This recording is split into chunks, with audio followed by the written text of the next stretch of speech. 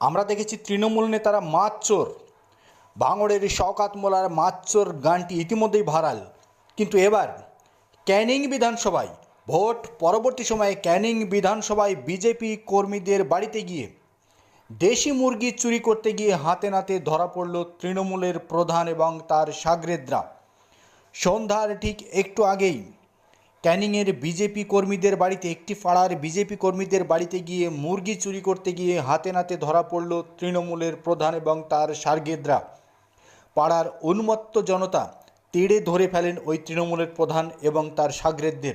সঙ্গে সঙ্গেই লাঠি এবং বাঁশ দিয়ে উদ্যম কেলানি শুরু হয় তৃণমূল নেতা এবং তার শাগরেদদের।